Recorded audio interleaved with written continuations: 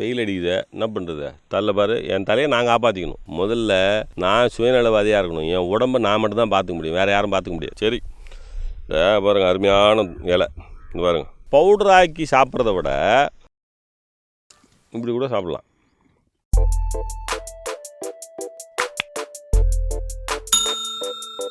நம்ம ஆளுங்களை கேட்டால் ஏதாவது கருத்து சொல்லுங்கிறாங்க. வெயில் அடிக்குது, என்ன பண்ணுறது? தள்ள பாரு, என் தலையை நான் காப்பாற்றிக்கணும்.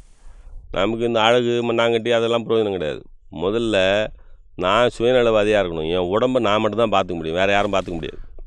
ஆமாம், அதனால் தலையை காப்பாற்றிக்கணும். பற்றி அது துண்டு இப்படிலாம் இருந்தாங்க. தொப்பி வாங்கி போட்டுக்கிறான், அது போட்டு.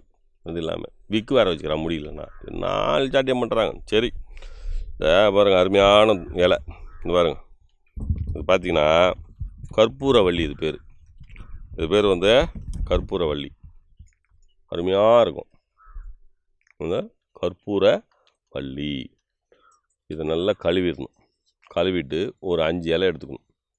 5 இலை எடுத்து கஷாயம் வைக்கணும். காலையில் தினந்தோறும் சாப்பிட்டு வந்தீங்கன்னா ஒரு 3-4 மாதம் 4 மாதமாக சாப்பிடணும். 4 மாதம். இதை பவுடர் ஆக்கி சாப்பிட்றத விட பச்சை இலையை எடுத்து கஷாயம் வச்சு சாப்பிட்டா கிடைக்கக்கூடிய பயன்கள் ரொம்ப அதிகம். இந்த கற்பூரவள்ளியை கஷாயம் வைத்து சாப்பிட்டால் தீரக்கூடிய நோய்கள்னா கபம் சம்மந்தப்பட்ட நோயெல்லாம் தீர்ந்துடும். குழந்தைங்களுக்கு ரொம்ப நல்லதுங்க. குழந்தைங்களுக்கு ரொம்ப நல்லது. ஒரு மைல்டு எஃபெக்ட் இருக்கும். அது ஒரு மெல்லிய நிவாரணம் கொடுக்கக்கூடிய ஒரு மூலிகை. இது சாப்பிட்லாம். இப்படி கூட சாப்பிட்லாம். இப்படி கூட மென்று சாப்பிட்லாம். அருமையான மூலிகை கற்பூரவள்ளி. இப்படி நல்லா வச்சு பார்த்தீங்கன்னா மோந்தோம்னா கற்பூரம் வாசனை வரும். இதை தினந்தோறும் கஷாயம் வைத்து குடித்து வந்தால் நமக்கு கபம் சம்மந்தப்பட்ட மூக்கில் சளி ஊற்றுறது, நெஞ்சு சளி கட்டி போய் இருக்கிறது, ஆஸ்துமா இருக்கிறது, நெஞ்சக நோய் இருக்கிறது, அத்தனைக்கும் சிறந்த நிவாரணத்தை இந்த கற்பூரவள்ளி தருகிறது. இதை வந்து நீங்கள் பயன்படுத்துங்க. இப்போ பிள்ளைங்களாம் வந்து இப்போ கஷாயம்லாம் குடிக்க மாட்டேங்குதுங்க. ரொம்ப சிம்பிளுங்க. வாழைக்காய் பஜ்ஜி போடுறீங்க, உருளைக்கிழங்கு பஜ்ஜி போடுறீங்களா? பாருங்கள், இப்படி வச்சுக்கோங்க.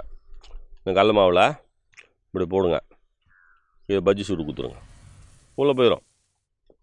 ஒரு 3 பஜ்ஜி சாப்பிடுதுன்னு வச்சுங்களேன், அன்றைக்கி வந்து மருந்து உள்ளே போன மாதிரி பஜ்ஜி சுடலாம். கற்பூரவள்ளியில் பஜ்ஜி சுட்டு கொடுக்கலாம். கற்பூரவள்ளியை துவையில் அரைச்சி கொடுக்கலாம். கற்பூரவள்ளியில் துவையில் அரைச்சி கொடுக்கலாம். இதில் கொஞ்சம் பருப்பு, கொஞ்சம் மிளகா அதெல்லாம் வச்சிங்கன்னா அந்த வாசம் போயிடும். துவையலாக சாப்பிட்றோம். ஆகமத்தில் மூலிகை உள்ளே போகணும்.